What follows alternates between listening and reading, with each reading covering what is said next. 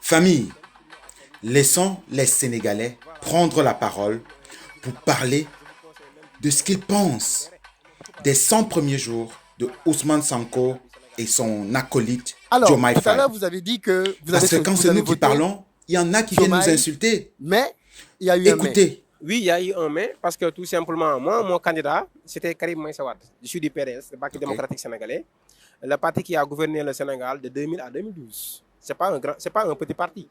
Parce que le soutien, le rêve du président Wade a été que les libéraux gouvernent le Sénégal pendant 50 ans. Même le président Macky Sall est un libéral, autant pour moi. Donc les libéraux, malheureusement, ils ont gouverné pendant 24 ans. J'espère qu'ils vont revenir au pouvoir en 2029. Parce que Macky Sall, étant un libéral, peut revenir en 2029. Parce que tout simplement, le nouveau gouvernement... Qu'est-ce que tu reproches au nouveau gouvernement? Ça fait 100 laisse-le jours parler, qu'ils sont là. Philippe. Oui, c'est parce qu'ils ont promis un pont là où il n'y a pas de rivière. Ousmane Sonko... Ils ont promis un pont là où il n'y a pas de rivière. Effectivement, parce que Ousmane Sonko a arnaqué la jeunesse en leur disant que vous êtes riches, le jour où vous serez au pouvoir, vous aurez du travail, votre vie va changer. Certains jeunes pensaient que même s'ils n'ont pas le paquet, Est-ce que Ousmane Sonko a dit littéralement ce que tu viens de dire ou tu Philippe, paraphrases? non, littéralement. laisse-le parler. Même avant qu'il soit en prison, il y a un dernier meeting, c'était à Capes, un terrain au Parti du Sani. Il avait même juré, aller sur YouTube. On l'appelle Moussa Var actuellement. J'ai vu ça. Ça veut dire quoi? Moussa Var. Le reniement. Vous avez Mais compris? qu'est-ce qu'il a donc Les depuis qu'ils sont Sénégalais au pouvoir, appellent concrètement, Diomaye Faye factuellement? Oui. Qu'est-ce qu'ils ont fait qui trahit leur engagement? Leur engagement. Parce Écoutez. qu'il avait promis Oui. qu'ils vont, comment dirais-je, permettre aux jeunes de trouver du travail. Mais c'est pas en 3 mois. C'est pas en 3 mois. Parce qu'il Ton avait... parti a été au pouvoir pendant Philippe, beaucoup d'années. laisse-le parler. Vous n'avez pas trouvé du travail à tous les jeunes. Mais on ne peut pas trouver du travail à tous les jeunes. Mais pourquoi être aussi dur avec Sonko et son gouvernement? Parce que mon parti, certes, je suis né en 96. Mon parti a accédé à la magistrature suprême en 2000.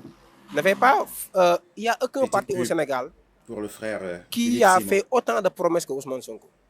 Oui, mais donc, attendons donc de le confronter à l'exercice du pouvoir. Prenez On ne vos peut billets, pas, prenez après vos 3 billets. mois, dire qu'il a échoué. Philippe, un Mais coucou. aujourd'hui, il a fait 3 mois au pouvoir. Pourquoi il n'est pas allé à l'Assemblée nationale pour faire sa déclaration de politique générale? Parce que le fameux projet qu'il vendait aux Sénégalais, c'était du vent. Mais non. Vous avez compris? Déjà, tu le sais, l'Assemblée nationale aujourd'hui n'est pas... elle est d'ailleurs pleine d'opposants à Ousmane Sonko. Ah, mais attention. Il ne peut voter aucune loi. Non, Amadou Ba, quand il était Premier ministre, la coalition Benno Bokk Yakaar avait 83 députés, alors qu'on a 165 députés. Voilà. Les 82 députés étaient de l'autre camp, de l'opposition. Pourtant, il a tenu sa déclaration de politique générale. Ça veut dire que Ousmane Sonko, le fameux projet qu'il vendait au Sénégal, ça n'a jamais existé. Je dis même... Son projet est écrit en noir et blanc Ça sur ne vient son pas site. Il a même de dit moi, qu'on ça ne va, vient on pas va des réécrire le panafricanistes. projet. Qu'est-ce qui a changé dans son Qu'est-ce projet? qu'il y a? Parce que là, pour moi, tu n'es pas factuel.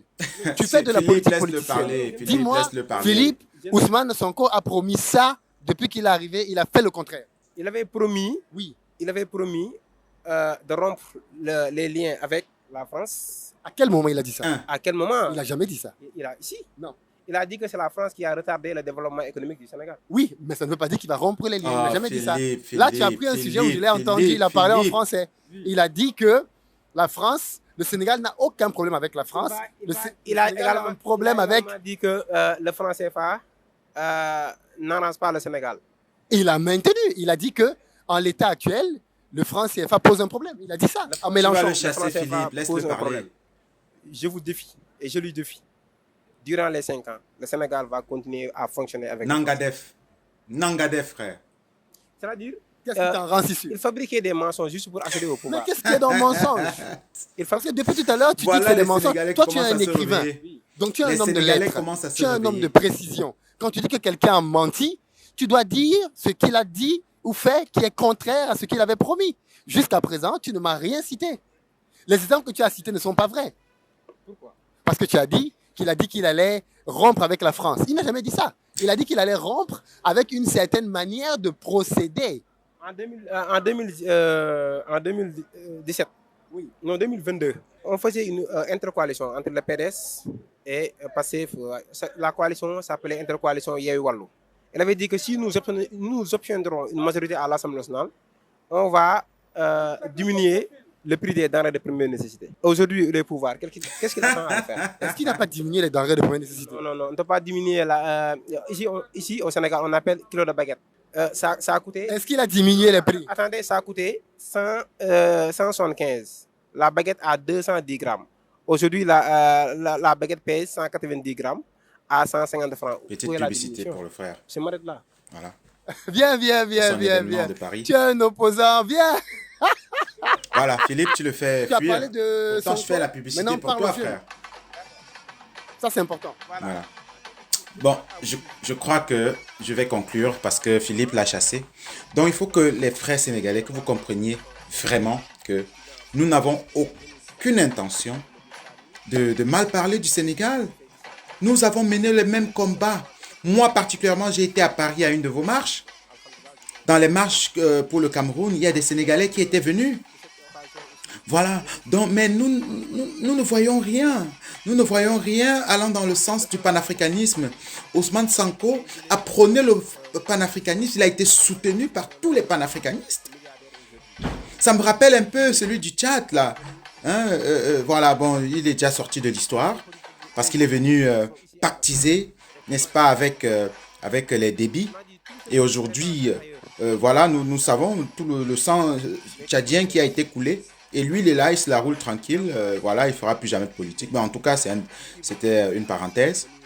Le même pacte que Echek Masra a signé avec les débits, c'est le même pacte que Diomaye Faye et son acolyte Ousmane Sonko ont signé avec Macky Sall.